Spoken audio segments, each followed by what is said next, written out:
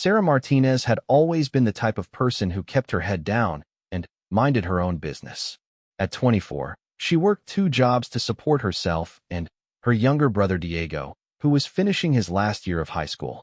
Her morning job was at a small coffee shop downtown, and her evening shift was at a local diner that stayed open until midnight.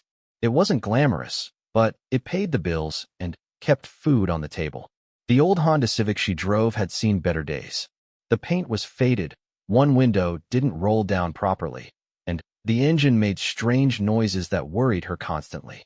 But it ran, and that was all that mattered. She couldn't afford anything better, and certainly couldn't afford to have it properly repaired. On that particular Tuesday morning in March, Sarah was running late for her coffee shop shift. She had overslept after staying up too late helping Diego with his math homework. The alarm clock had failed to go off, and she woke up in a panic when sunlight streamed through her bedroom window. After throwing on her work clothes and grabbing a granola bar, she rushed out to her car. The morning traffic was heavier than usual. Construction on Main Street had reduced the usual 2 lanes to 1, creating a backup that stretched for blocks. Sarah drummed her fingers nervously on the steering wheel, watching the clock on her dashboard tick closer to 8 o'clock.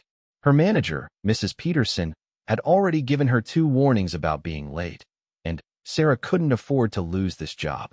When the traffic finally started moving, Sarah felt a wave of relief. She could still make it on time if she hurried. The line of cars began to pick up speed as they moved past the construction zone. Sarah was focusing on the road ahead when the car in front of her suddenly stopped without warning. The brake lights came on so suddenly that Sarah barely had time to react. She slammed on her brakes, but the old Honda's worn brake pads couldn't stop the car in time. There was a sickening crunch as her front bumper collided with the rear of the vehicle ahead. The impact wasn't severe, but it was enough to jolt Sarah forward against her seatbelt and cause her heart to race with panic and embarrassment. Sarah sat in her car for a moment, trying to process what had just happened. She had never been in an accident before, not even a minor fender bender. Her hands were shaking as she turned off the engine and reached for the door handle. She knew she had to get out and face the situation, even though every instinct told her to just drive away. The car she had hit was a sleek black Mercedes sedan that looked like it cost more than Sarah made in 3 years. The paint was pristine and glossy, and now there was a noticeable dent in the rear bumper where her Honda had made contact. Sarah's stomach dropped as she realized how expensive the repairs would probably be. The driver's side door of the Mercedes opened, and a man stepped out. He was tall and broad-shouldered, wearing an expensive dark suit that fit him perfectly. His black hair was styled neatly, and he had the kind of confident bearing that suggested he was used to being in control of every situation. When he turned to look at Sarah, she was struck by his dark eyes and the serious expression on his face. Sarah approached him hesitantly, wrapping her arms around herself. "I'm so sorry," she began, her voice shaking slightly. "I tried to stop, but my brakes, the traffic stopped so suddenly. I'll pay for the damage, I promise." The man looked at her for a long moment without speaking. His gaze was intense, but not unkind. He walked around to examine the damage to his car, running his hand along the dented bumper. Sarah watched nervously, mentally calculating how much money she might have to come up with for repairs. "What's your name?" he asked finally, his voice deep and calm. "Sarah Martinez," she replied quickly. "I have insurance, but it's just basic coverage. I work 2 jobs, so I can pay you back in installments if that's okay. I know this car must be expensive to fix." The man studied her face carefully.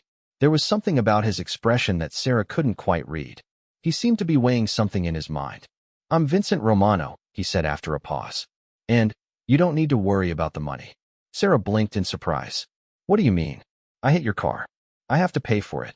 Vincent walked around the Mercedes again, this time paying more attention to Sarah than to the damage.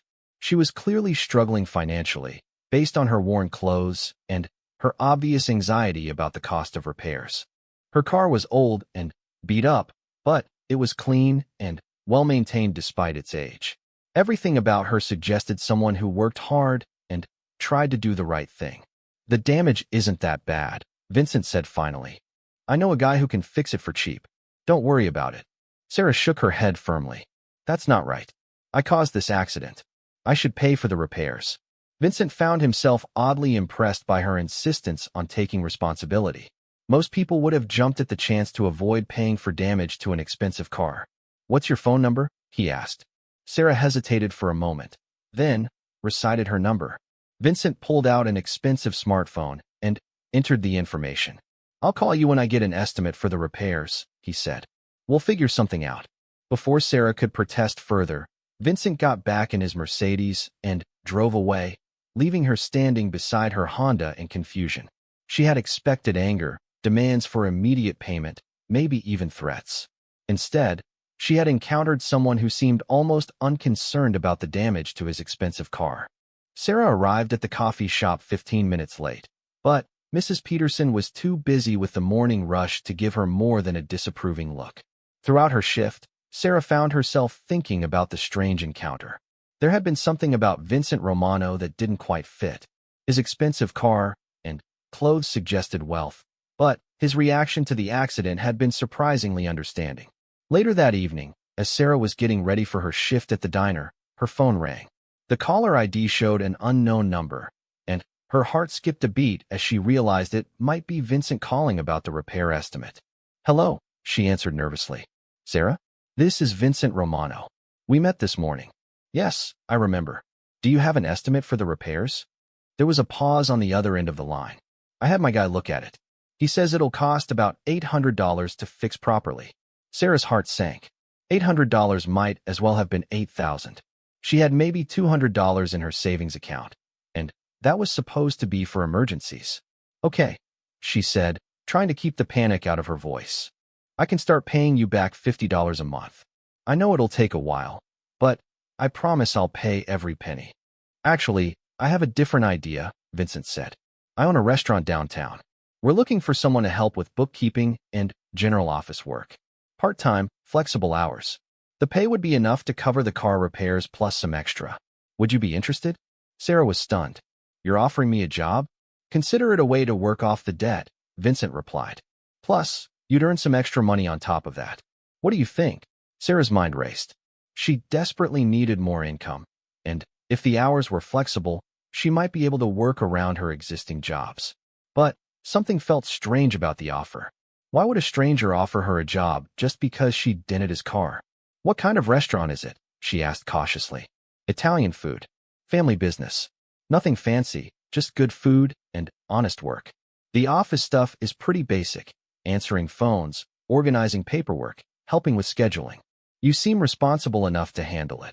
Sarah found herself wanting to say yes, despite her reservations. The extra income would make a huge difference for her and Diego. She could finally start building up some real savings, maybe even think about getting her car properly repaired. When would you want me to start? She asked. How about tomorrow evening? You can come by after your other job, and I'll show you around, explain what we need help with. If it works out, we can make it regular. Sarah agreed to meet him at the restaurant the following evening. After hanging up, she sat on her bed staring at her phone. The whole situation felt surreal. That morning she had been dreading the financial burden of paying for car repairs, and now she potentially had a solution that would actually improve her financial situation. But as she got ready for her shift at the diner, Sarah couldn't shake the feeling that there was more to Vincent Romano than met the eye. The way he had handled the accident, the expensive car, the immediate job offer, something about it all felt too convenient, too easy. Diego was in the kitchen doing homework when Sarah left for work. She ruffled his hair as she passed by, thinking about how the extra income could help pay for his college applications and maybe even some of his tuition. Whatever Vincent Romano's motivations were, if the job was legitimate and the pay was good, it could be the opportunity she had been praying for. The diner was busy that night, and Sarah threw herself into her work, serving tables and cleaning up after customers. But her mind kept wandering back to the strange encounter that morning and the even stranger phone call that evening. She had learned long ago that things that seemed too good to be true usually were, but she also knew that sometimes opportunities came from the most unexpected places. The next evening, Sarah stood outside Romano's restaurant, checking the address Vincent had given her 3 times before finally walking toward the entrance. The building was located in Little Italy, a neighborhood she rarely visited because the restaurants there were far beyond her budget. The exterior was elegant but understated, with warm lighting and windows that offered glimpses of diners enjoying their meals at well-appointed tables. Sarah smoothed down her best blouse and took a deep breath before pushing open the heavy wooden door. The interior was more upscale than she had expected, with dark wood paneling, crisp white tablecloths, and the kind of refined atmosphere that suggested expensive menu prices. She suddenly felt underdressed and out of place. A hostess approached her with a polite smile. "Good evening. Do you have a reservation?" "I'm here to see Vincent Romano," Sarah said quietly. "He's expecting me." The hostess's expression changed slightly, becoming more respectful. "Of course. Please wait here. I'll get him for you." Sarah watched the hostess disappear through a door marked private, and within moments, Vincent emerged. He had changed from his business suit into dark slacks and a white dress shirt with the sleeves rolled up. He looked more relaxed, but no less imposing than he had that morning. "Sarah, glad you could make it," he said, extending his hand. "Come on, let me show you around." Vincent led her through the dining room, pointing out different sections and explaining how the restaurant operated. The place was busy for a Tuesday night, with most tables occupied by well-dressed customers who seemed to be enjoying themselves. The waitstaff moved efficiently between tables, and Sarah noticed that they all treated Vincent with obvious respect and deference. "We've been in business for about 15 years, Vincent explained as they walked. "Started as a small family place, but we've built up a good reputation. The kitchen stays busy, which means the office work has gotten more complicated than my aunt can handle on her own." They passed through a swinging door into a bustling kitchen where several chefs worked at different stations. The smells were incredible, and Sarah's stomach rumbled despite the fact that she had eaten a sandwich before coming. Vincent nodded to the kitchen staff, who greeted him respectfully but continued working without interruption. At the back of the restaurant, Vincent opened a door that led to a small office space. It was cramped but organized, with filing cabinets, a desk covered in paperwork, and an older computer that looked like it had seen better days. A woman in her 50s with graying hair and kind eyes looked up from a stack of invoices. "Aunt Maria, this is Sarah Martinez," Vincent said. "She's going to help us get caught up on the bookkeeping." Maria stood and shook Sarah's hand warmly. "Thank God," she said with a slight Italian accent. "I'm drowning in paperwork. Vincent keeps telling me to hire someone, but I'm too stubborn to admit I need help." Sarah liked Maria immediately. There was something genuine and motherly about her that put Sarah at ease. "What kind of things would I be doing?" Sarah asked. Maria gestured to the cluttered desk. "Entering receipts into the computer system, organizing supplier invoices, answering the phone when I'm not here, scheduling deliveries. Nothing too complicated, but it takes time, and I'd rather be in the kitchen or helping customers." Vincent pulled out a chair for Sarah, and she sat down at the desk. "The pay would be $15 an hour," he said. "We'd start you at about 20 hours a week, mostly evenings and weekends when Maria's busiest. Does that work with your other jobs?" Sarah did quick math in her head. 20 hours a week at $15 an hour would be an extra $1,200 a month, more than enough to pay off the car repairs and significantly improve her financial situation. It seemed almost too good to be true. "That would be perfect," she said. "When would you want me to start?" "How about right now?" Maria suggested. "I can show you the computer system, and you can help me enter today's receipts. If you pick it up quickly, we'll know this is going to work." For the next 2 hours, Sarah worked alongside Maria, learning the restaurant's bookkeeping system and helping to organize the day's paperwork. The work was straightforward but detail-oriented, exactly the kind of thing Sarah was good at. She had always been careful with numbers and organization, skills that had served her well in her other jobs. Maria was patient and encouraging, explaining not just how to do tasks, but why they were important for the restaurant's operations.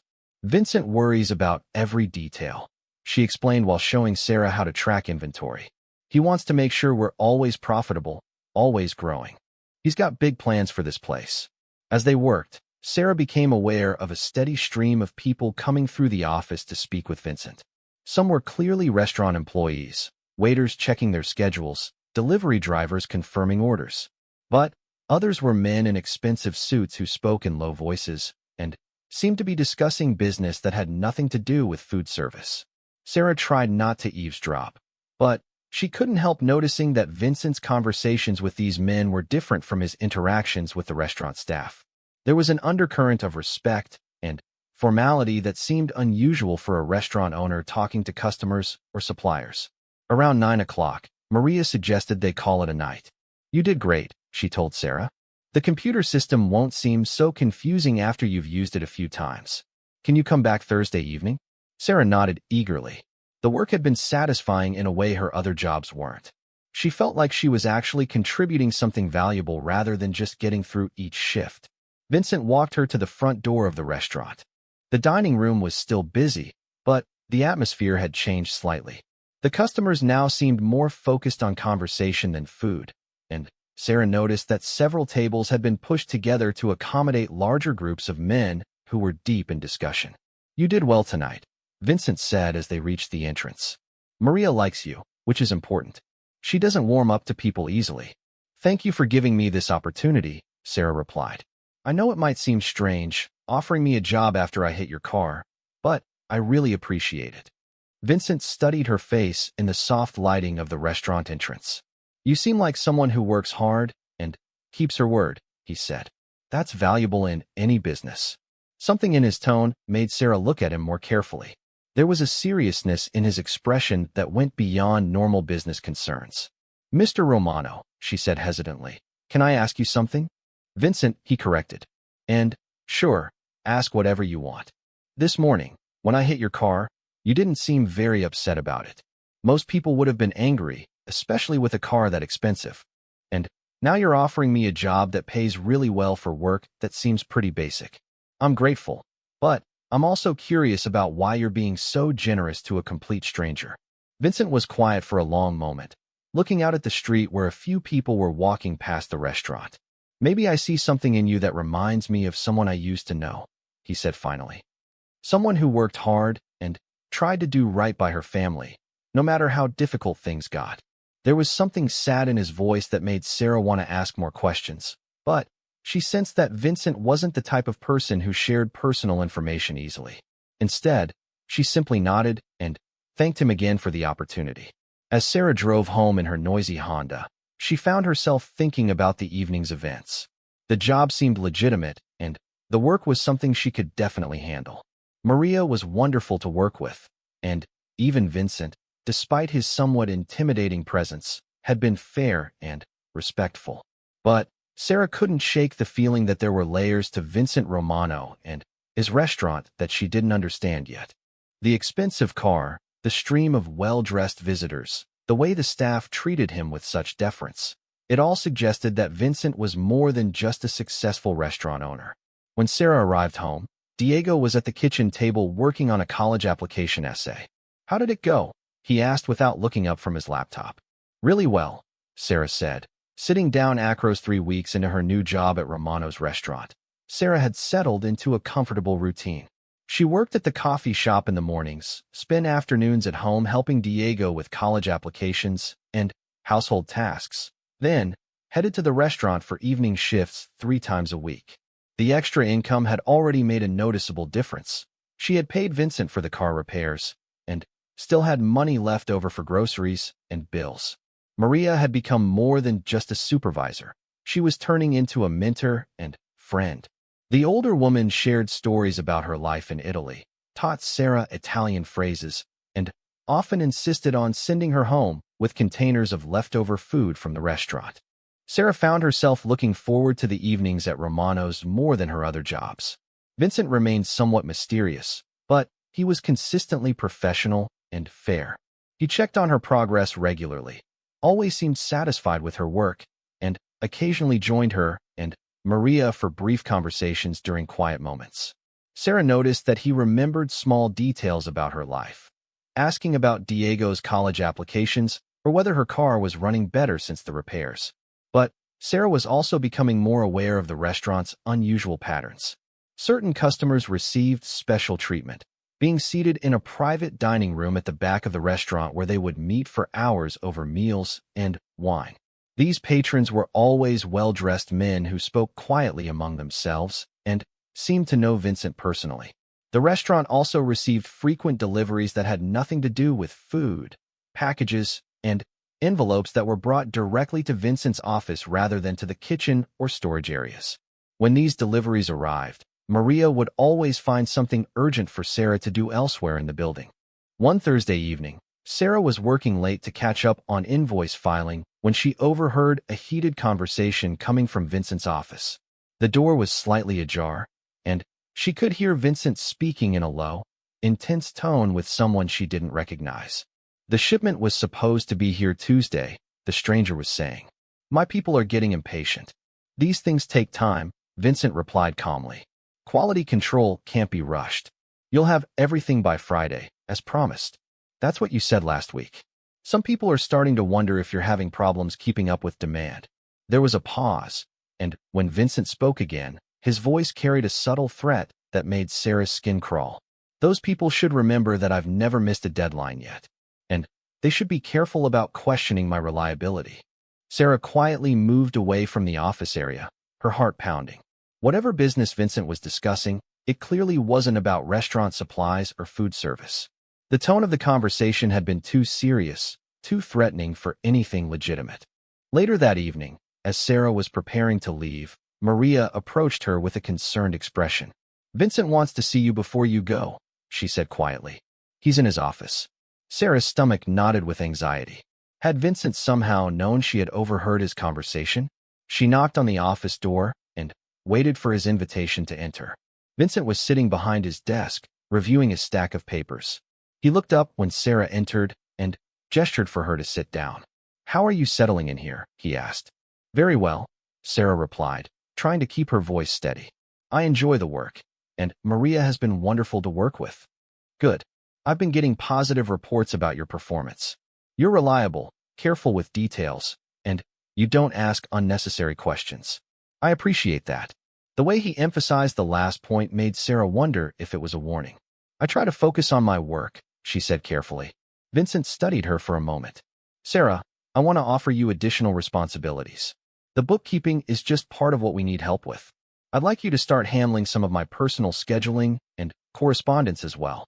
It would mean more hours and better pay, $25 an hour instead of 15. Sarah was stunned by the offer, but also deeply uneasy. More responsibilities would mean more involvement in Vincent's business affairs, whatever those might be. "What kind of scheduling and correspondence?" she asked. "Appointments, meetings, some phone calls. Nothing too complicated, but it requires someone I can trust completely. Someone who understands the importance of discretion." There was that word again, discretion. Sarah realized that Vincent was offering her a choice. She could accept the additional responsibilities and the significant pay increase, but doing so would mean becoming more deeply involved in aspects of his business that she already suspected were questionable. "Can I think about it?" she asked. Vincent nodded. "Of course. Take your time. But I'll need an answer by Monday." That weekend, Sarah found herself wrestling with a difficult decision. The additional income would be life-changing for her and Diego. She could afford to cut back on her hours at the diner, maybe even quit the coffee shop entirely. Diego could apply to better colleges without worrying about tuition costs. But Sarah's instincts were telling her that accepting Vincent's offer would mean crossing a line she might not be able to uncross. She had worked too hard to build a stable, honest life for herself and her brother to risk it all for money, no matter how much they needed it. On Sunday evening, Sarah was researching college scholarships when Diego sat down beside her on the couch. "You've been really quiet this weekend," he said. "Is everything okay with the restaurant job?" Sarah looked at her brother, who at 17 was already taller than she was and seemed to mature a little more each day. She had sacrificed so much to give him opportunities their parents would have wanted him to have. The offer from Vincent could make Diego's future so much easier. "Diego," she said carefully, "if someone offered you a lot of money to do something that might not be completely legal, would you do it?" Diego frowned. "Are you in some kind of trouble?" "No, nothing like that. I'm just thinking about ethical questions, hypothetical situations." "Well," Diego said thoughtfully, "I guess it would depend on whether anyone would get hurt and whether there were other options. But, mostly, I think I'd want to be able to look at myself in the mirror and not feel ashamed. Sarah smiled at her brother's wisdom. That's a good way to think about it. Besides, Diego continued, you've always taught me that shortcuts usually end up making things harder in the long run. Why would money be any different? Monday evening arrived too quickly. Sarah had made her decision, but she was nervous about how Vincent would react. She arrived at the restaurant early and found Maria in the office, organizing the week's delivery schedules. Vincent wants to see you as soon as you get in, Maria said. Her expression was unreadable, but Sarah sensed that Maria knew about the offer and was concerned about Sarah's answer. Sarah knocked on Vincent's office door and entered when he called for her to come in. He was dressed in an expensive dark suit, and there were several folders on his desk that he closed when she sat down. Have you thought about my offer? He asked directly. I have, Sarah replied, meeting his gaze. I'm grateful for the opportunity, but I think I should stick with the bookkeeping work. I'm good at it, and it's enough responsibility for now. Vincent leaned back in his chair, studying her face. May I ask why you're turning down such a significant pay increase? Sarah had prepared for this question, but it was still difficult to answer honestly without being insulting. I like keeping my work and my personal life separate, she said. The bookkeeping is clear-cut and straightforward. Personal assistant work seems like it would involve more complicated situations. You're worried about the nature of my business, Vincent said.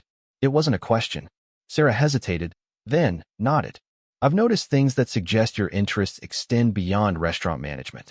I'm not judging you, but I'm also not comfortable getting more involved in aspects of your business that I don't understand. Vincent was quiet for a long moment. When he spoke again, his voice was thoughtful rather than angry. You're smart to trust your instincts. Not many people in your situation would turn down that kind of money. My situation? Sarah asked. Young woman, working multiple jobs, responsible for a younger sibling, barely getting by financially. Most people in that situation would jump at the chance for easy money without asking too many questions. Sarah felt a flash of defensiveness. I'm not most people. No, Vincent agreed, you're not. Which is why I offered you the job in the first place. Something in his tone made Sarah look at him more carefully. What do you mean? Vincent stood up and walked to the window that looked out on the restaurant's back alley. My younger sister was a lot like you, he said quietly. Hardworking, responsible, always trying to do the right thing. She worked 2 jobs to put herself through nursing school. Sarah waited for him to continue, sensing that this was important. She was killed in a car accident 5 years ago, Vincent said. Drunk driver ran a red light. She was 26 years old and had just gotten engaged. I'm sorry, Sarah said softly. Vincent turned back to her. The morning you hit my car, you reminded me of her. Same determination, same willingness to take responsibility for your mistakes. That's why I offered you the job. Sarah felt a wave of understanding. You were trying to help me the way you couldn't help her. Something like that, Vincent admitted. But I also needed to know if you could be trusted. The offer for additional responsibilities was a test. I needed to see if you would compromise your principles for money. And if I had said yes, then I would have known I was wrong about you, and we would have parted ways quietly. Sarah absorbed this information, feeling both relieved and slightly manipulated. So what happens now? Now you continue doing excellent bookkeeping work for fair pay, and I stop worrying that I'm putting someone in danger who doesn't deserve it. Vincent returned to his desk and pulled out a folder. There is one thing I want to give you, he said, handing her an envelope. Your first month's bonus. Maria says you've been doing exceptional work. Sarah opened the envelope and found $500 in cash. Vincent, this is too much. It's exactly what your work is worth, he replied. And Sarah? Thank you for being the kind of person my sister would have respected. As Sarah left Vincent's office, she felt a complex mix. 2 months later, Sarah had found her rhythm at Romano's restaurant. Her relationship with Maria had deepened into genuine friendship, and even Vincent had begun to treat her less like an employee and more like a trusted member of his extended family. The work remained satisfying, and the financial stability had transformed her life in ways she was still discovering. Diego had been accepted to 3 colleges, including one with a partial scholarship that would have been impossible without the improved financial situation. Sarah had even managed to save enough money to replace her unreliable Honda with a slightly newer car that didn't make frightening noises every time she drove it. Everything seemed to be going perfectly until the Tuesday evening when Sarah arrived at the restaurant to find Maria in tears in the office. "What's wrong?" Sarah asked immediately, rushing to Maria's side. Maria wiped her eyes with a tissue and shook her head. "It's my nephew Tony. He's been arrested." Sarah knew Tony slightly. He was Maria's sister's son, a young man in his early 20s who occasionally helped out at the restaurant when they were short-staffed. He seemed like a good kid, always polite, and hardworking when Sarah had interacted with him. "Arrested for what?" Sarah asked gently. "Drug charges," Maria said miserably. "The police say he was selling cocaine near one of the high schools. But I know Tony, Sarah. He would never do something like that. He's been working 2 jobs to help support his mother since his father left." Sarah sat down beside Maria, unsure what to say. Drug charges were serious, and if Tony was convicted, he could face years in prison. But Maria seemed absolutely convinced of his innocence. "Maybe there's been a mistake," Sarah suggested. "Maybe the police arrested the wrong person." Maria shook her head. "They have video footage, they say, and they found drugs in his car. But Tony doesn't even use drugs, let alone sell them. Someone set him up." Just then, Vincent entered the office. He took one look at Maria's tear-stained face, and his expression hardened. "What happened?" he asked. Maria explained the situation while Vincent listened without interruption. When she finished, he was quiet for a long moment. His jaw clenched with what appeared to be barely controlled anger. "Has Tony called a lawyer?" Vincent asked. "We can't afford a good lawyer," Maria replied. "The public defender is supposed to meet with him tomorrow, but those lawyers have too many cases. They don't have time to really fight for anyone." "Don't worry about the lawyer," Vincent said firmly. "I'll take care of it." Maria looked up at him with hope in her eyes. "Vincent, a good defense attorney will cost thousands of dollars. I can't ask you to dash." "You're not asking," Vincent interrupted. "I'm offering. Tony is family, and family takes care of each other." Sarah watched this exchange with growing unease. She appreciated Vincent's loyalty to Maria and his willingness to help, but she couldn't shake the feeling that there was more to this situation than a simple case of mistaken identity. Tony's arrest seemed to have affected Vincent on a personal level that went beyond mere concern for an employee's relative. Over the next few days, Sarah noticed changes in the restaurant's atmosphere. Vincent was frequently absent, and when he was there, he spent most of his time in private meetings with men she didn't recognize. Maria was distracted and worried, making frequent phone calls to check on Tony's situation.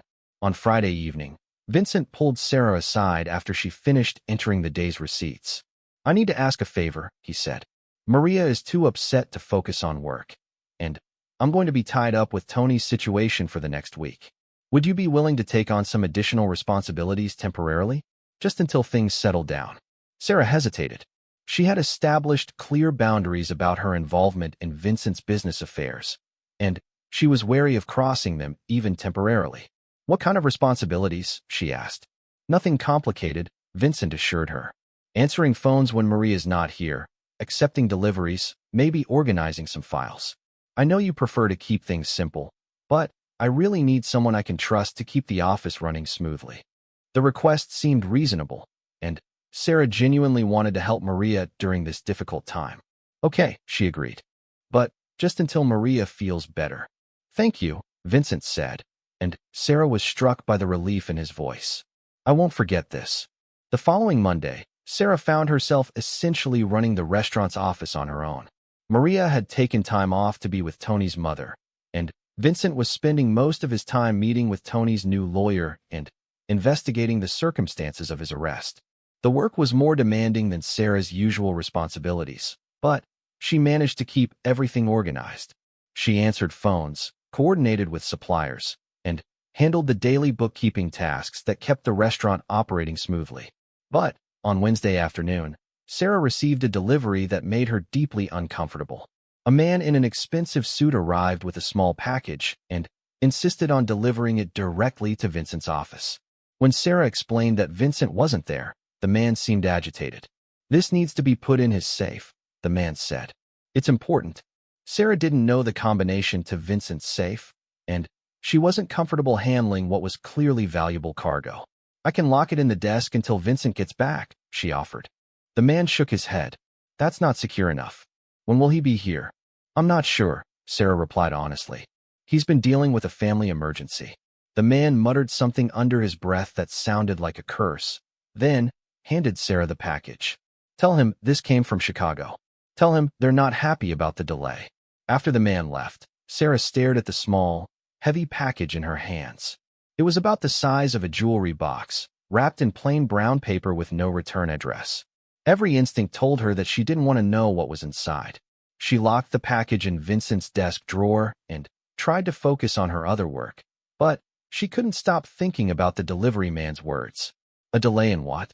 And why would people in Chicago be unhappy about it? When Vincent finally arrived that evening, Sarah immediately told him about the delivery. His expression grew serious as she described the man and repeated his message about Chicago and delays. Thank you for handling that, Vincent said, quickly retrieving the package from his desk drawer. You did the right thing by securing it. Vincent, Sarah said hesitantly, is everything okay? The man seemed upset. Vincent looked at her for a long moment, and Sarah could see him weighing how much to tell her. There are aspects of my business that I've tried to keep separate from the restaurant, he said finally. Sometimes those worlds collide in ways I can't control. Is it connected to Tony's arrest? Sarah asked. Vincent's expression grew grim. I'm beginning to think it might be. That weekend, Sarah couldn't stop thinking about the conversation with Vincent and the mysterious package from Chicago. She found herself researching Tony's case online, looking for news articles about his arrest. What she found made her stomach turn. According to the reports, Tony had been arrested as part of a larger investigation into drug trafficking in the area. The police were claiming that he was part of an organized distribution network that had been operating for months. But what really caught Sarah's attention was a quote from the detective in charge of the case, mentioning that they were hoping Tony's arrest would lead them to bigger fish in the organization. Sarah realized with growing horror that Tony might have been arrested not because he was guilty, but because someone wanted to use him to get to Vincent. If that was true, then Vincent's efforts to help Tony could be walking him directly into a trap. On Monday evening, Sarah decided she had to warn Vincent about her suspicions. She found him in his office, looking over legal documents related to Tony's case. Vincent, I need to talk to you about something, she said, closing the office door behind her. He looked up from the papers. What is it? Sarah took a deep breath. I've been reading about Tony's arrest online. The police think he's part of a larger organization. They're hoping he'll give them information about other people involved in drug trafficking. Vincent's expression didn't change, but Sarah noticed his hands tighten on the papers he was holding. What are you suggesting? I think someone set Tony up to get to you, Sarah said quietly. I think his arrest is part of a larger plan to force you into a situation where you'll be vulnerable. Vincent set down the papers and leaned back in his chair. Sarah, what exactly do you think my business is? The question hung in the air between them. Sarah had been avoiding a direct confrontation with this topic for months, but she realized that pretending ignorance was no longer an option. I think you're involved in activities that go beyond running a restaurant, she said carefully. I think the package from Chicago, the private meetings, the special customers, I think it's all connected to something illegal. Vincent nodded slowly. And, knowing that, do you want to continue working here? Sarah had been dreading this moment, but now that it had arrived, she found her answer was clearer than she had expected. I want to help Maria and Tony if I can, she said. But I also want to understand what I'm getting myself into. Vincent stood up and walked to his office window, looking out at the restaurant's dining room where customers were enjoying their meals, unaware of the conversation taking place just a few feet away. My family has been involved in certain business activities for 3 generations, he said without turning around. Some of those activities are legal, some are not. The restaurant is completely legitimate. It's my way of trying to build something clean for the future. He turned back to Sarah. But I can't completely separate myself from the other businesses, especially when people I care about are threatened. Tony's arrest is exactly what you think it is, someone's attempt to use him to get to me. Sarah felt a chill run down her spine. Then, helping him could be dangerous for you. Yes, Vincent admitted. But not helping him would be worse. I won't let an innocent kid go to prison to protect myself. Sarah realized that she was standing at another crossroads. She could walk away from Romano's restaurant and return to her simple, safe life of working 2 legitimate jobs and staying out of other people's problems. Or she could stay and help Vincent navigate a situation that could destroy everything he had built. As she looked at Vincent's face, she saw the same combination of determination and sadness that had been there the morning she hit his car. He was a man trying to protect his family while dealing with consequences of choices that had been made long before she met him. "What do you need me to do?" she asked. Vincent closed the office door and returned to his desk, pulling out a thick folder that Sarah had never seen before. "What I'm about to tell you could put you in danger," he said seriously. "Are you sure you want to know?" Sarah nodded, though her heart was racing. "I'm sure." Vincent opened the folder, revealing photographs, documents, and what appeared to be surveillance reports. 6 months ago, a new organization moved into our territory. They call themselves the Castellano Group, and they're trying to take over several established businesses in the area. He pulled out a photograph of a middle-aged man with cold eyes and an expensive suit. "This is Marco Castellano. He's been systematically targeting family businesses like ours, using law enforcement connections to eliminate competition." Sarah studied the photograph, remembering the man who had delivered the package from Chicago. "Is he the one behind Tony's arrest?" "I believe so. Tony was arrested 3 blocks from one of Castellano's operations. The drugs found in his car were a type that Castellano's people are known to distribute. And the timing is too convenient. It happened right after I refused to sell my territory to him." Vincent pulled out another set of documents. Tony's lawyer found something interesting. The police informant who provided the tip about Tony is someone named Miguel Santos. Santos was arrested 2 months ago on similar charges and was released after agreeing to cooperate with law enforcement. So Castellano is using this Santos person to set up innocent people? Exactly. Santos identifies targets, plants evidence, then tips off the police. The targets get arrested, and their families are pressured to sell their businesses to pay for legal defense. It's a sophisticated operation. Sarah felt sick as she realized the scope of what they were dealing with. "What can we do? If the police are involved, how can we prove Tony's innocence?" Vincent's expression grew determined. "We need evidence that Santos planted the drugs. And we need to expose the connection between Castellano and the corrupt officers who are helping him." Over the next week, Sarah found herself involved in activities she never could have imagined. Vincent had assembled a small team of trusted associates who were investigating Castellano's operation. Sarah's role was to coordinate information and help Vincent stay connected to the legitimate restaurant business while he worked on Tony's case.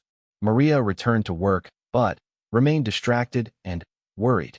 She threw herself into cooking, preparing elaborate meals that she barely touched herself. Sarah tried to provide emotional support while managing the increased workload in the office. On Thursday evening, Vincent received a call that changed everything. Sarah was organizing supplier invoices when she heard him answering his phone in the office next door. "Yes, I understand," Vincent was saying. "How long do we have?" There was a pause. Then, Vincent's voice became urgent. "No, absolutely not. We stick to the plan. I don't care what pressure they're applying." When Vincent emerged from his office, his face was grim. "We have a problem," he told Sarah. "Santos has agreed to testify against Tony in exchange for a reduced sentence on his own charges. The trial has been moved up to next month." Sarah's heart sank. "Does that mean Tony will be convicted?" "Not if we can expose Santos first. But we're running out of time." That weekend, Vincent asked Sarah to meet him at the restaurant on Saturday evening, even though they were normally closed. When she arrived, she found Vincent and 2 other men in the dining room, studying maps and photographs spread across one of the tables. "Sarah, these are my cousins, Frank and Joe Romano," Vincent said. "They're helping with the investigation."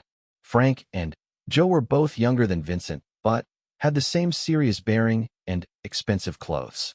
They greeted Sarah politely, but with obvious curiosity about why Vincent was involving an outsider in family business.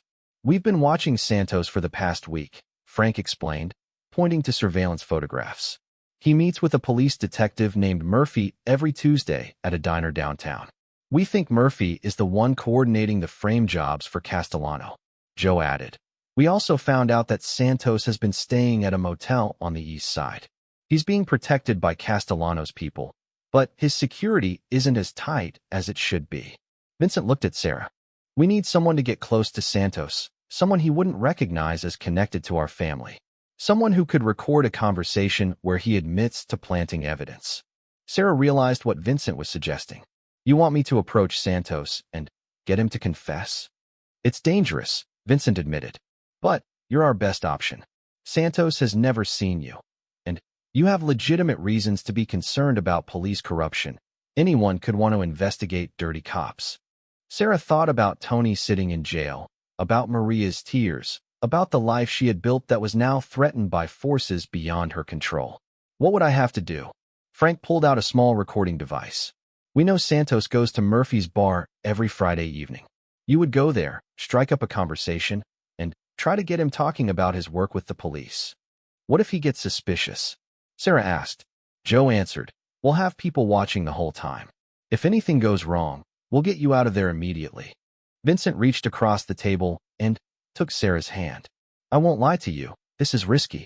But it might be our only chance to save Tony and expose what Castellano is doing. Sarah looked around the table at the three men who were asking her to risk everything for people she had known only a few months. But she thought about Maria's kindness, about Vincent's loyalty to his family, and about the young man sitting in jail for a crime he didn't commit. Santos was friendlier than she had expected, clearly enjoying the attention from an attractive young woman. Sarah gradually steered the conversation toward her supposed journalism project. I'm writing about police informants, she said. I'm interested in how the system really works, you know? Whether it's actually effective or if it creates more problems than it solves. Santos laughed bitterly. Honey, you don't want to know how that system really works. It's dirtier than you could imagine. What do you mean? Sarah asked, trying to sound curious rather than accusatory. Santos looked around the bar, then leaned closer to Sarah. Let me tell you something about being an informant. Sometimes the cops don't just want information. Sometimes they want you to help create situations that make their job easier. Sarah's pulse quickened. Santos was starting to open up exactly as they had hoped. Create situations? Like, say there's someone the cops want to arrest, but they don't have enough evidence. Sometimes an informant might be asked to help provide that evidence. You mean plant evidence? Sarah asked, keeping her voice neutral. Santos grinned in a way that made Sarah's skin crawl. I mean help the police build a stronger case. It happens more than you think, especially when dealing with organized crime families who are good at staying clean. Have you ever done anything like that? Sarah asked. Santos paused, and Sarah worried that she had pushed too hard. But after another drink, he continued talking. There was this kid recently. Tony something. Real clean record, working 2 jobs, supporting his mother. But his uncle works for one of the local families, and the cops wanted leverage against the family. Sarah's heart was pounding, but she forced herself to remain calm. What happened? I planted some product in his car, then called in a tip. Easy money for me. And the cops got their arrest. Now they're pressuring the family to cooperate or watch the kid go to prison. Sarah had what she needed, but Santos kept talking, apparently enjoying having someone to confess to. The funny thing is, the kid probably has no idea why he was really arrested. He thinks it was just bad luck, being in the wrong place at the wrong time. But it was all planned from the beginning. Sarah excused herself to go to the bathroom, where she checked that the recording device was still functioning properly. When she returned, Santos was more intoxicated and even more talkative. The whole system is corrupt, he continued. Detective Murphy, the prosecutor, even some of the judges. They're all on Castellano's payroll. He tells them who to arrest and who to leave alone. Castellano? Sarah asked, pretending not to recognize the name. Marco Castellano. He's taking over all the family businesses in this area. Anyone who won't sell to him gets arrested on trumped-up charges. It's brilliant, really. Completely legal from the outside, but totally crooked underneath. Sarah had recorded enough evidence to save Tony and expose the corruption network, but she realized Santos was getting suspicious about her questions. When he suggested they leave the bar together, Sarah knew it was time to go. I should head home, she said, gathering her purse. Early day tomorrow. Santos grabbed her arm as she stood up. Wait a minute. You're asking a lot of specific questions for a student. Who are you really? Sarah's heart raced as she realized her cover might be blown. I told you, I'm a journalism student. I should really get going. But Santos tightened his grip on her arm. I think you're working for someone. I think this whole conversation was a setup. Before Sarah could respond, Vincent appeared at her side. Is there a problem here? He asked Santos calmly. Santos released Sarah's arm and stepped back, clearly recognizing Vincent. Romano, I should have known. You should leave now, Vincent said quietly. Before this gets complicated. Santos looked between Vincent and Sarah, then slowly back toward the bar's exit. This isn't over, he muttered before disappearing into the night. Vincent quickly escorted Sarah out of the bar, where Frank and Joe were waiting with a car. Did you get what we needed? Vincent asked as they drove away. Sarah nodded, her hands shaking with delayed reaction to the confrontation. He confessed to everything. Planting the drugs, working with Detective Murphy, the whole conspiracy with Castellano. Within hours, copies of the recording were delivered to Tony's lawyer, the FBI, and several journalists who specialized in corruption investigations. By Monday morning, Santos had been arrested, and Detective Murphy was under investigation. Tony was released from jail on Tuesday, with all charges dropped pending a full investigation of the evidence against him. Maria cried with relief when Vincent called to tell her the news. The following week, Marco Castellano was arrested on federal racketeering charges. The investigation expanded to include several other corrupt officials and dozens of fraudulent prosecutions. Sarah found herself testifying before a federal grand jury about her role in exposing the corruption network.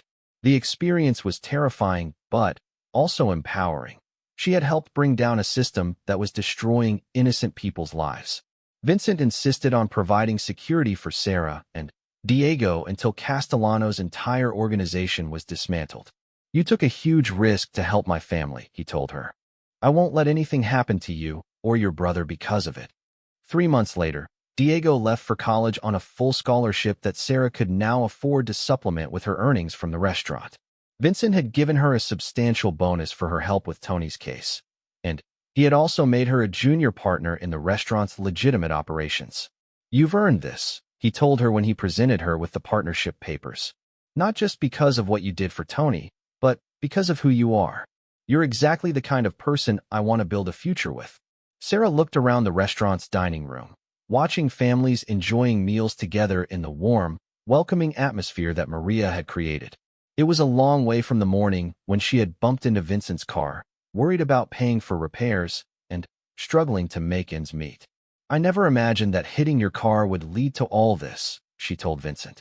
Vincent smiled. Sometimes the best things in life come from the most unexpected places. The key is recognizing them when they happen and having the courage to see where they lead. As Sarah watched Maria teaching Diego how to make authentic Italian pasta in the restaurant's kitchen, she realized that the accident that had seemed like a disaster at the time had actually been the beginning of everything good that followed. She had gained not just financial stability, but a second family and a sense of purpose that she had never experienced before. The dangerous adventure was over, but Sarah knew that her new life was just beginning. She had learned that sometimes taking risks for the right reasons could lead to rewards beyond anything she had ever imagined. And she had discovered that family wasn't just about blood relations. Sometimes it was about the people who stood by you when everything was on the line, and who welcomed you into their world with open hearts and unconditional loyalty. Vincent's expression showed both relief and concern. Are you sure? Once you're involved in this, there's no going back to pretending you don't know. Sarah thought about Diego, about the stable life she had worked so hard to build, about all the reasons she should walk away from this situation. But she also thought about Maria's tears, about Tony sitting in jail for something he didn't do, and about Vincent's loyalty to people he considered family. Maria has been like a mother to me, Sarah said. If helping her and Tony means taking some risks, then that's what I'll do. Vincent nodded slowly. Then, we need to talk about what we're really up against. Of emotions. She was relieved that she had passed his test, and that her instincts about maintaining boundaries had been correct. But she was also sad for Vincent's loss and troubled by the confirmation that his business involved activities she preferred not to know about. Maria looked up from her paperwork when Sarah emerged from the office. Everything okay? She asked. Yes, Sarah said. Everything's fine. Vincent just wanted to give me a bonus for good work. Maria smiled warmly. You've earned it. And Sarah? I'm glad you're staying with us.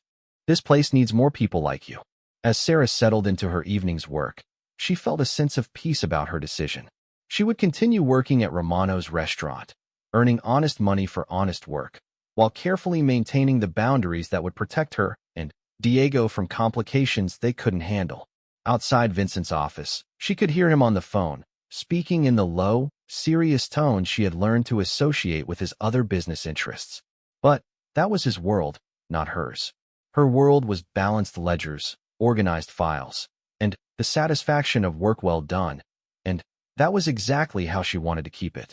As from him, the job is exactly what I hoped it would be. Good pay, flexible hours, and the work is interesting. Diego looked up at her with a grin. So we're going to be rich. Sarah laughed.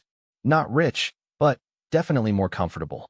I'll be able to help more with your college expenses, and maybe we can finally get the air conditioning fixed before summer. As she got ready for bed, Sarah felt more optimistic about the future than she had in months. The extra income would make a real difference in their lives, and she genuinely enjoyed the work she would be doing at the restaurant. Whatever questions she had about Vincent and his business, they weren't enough to overshadow the opportunities this job represented.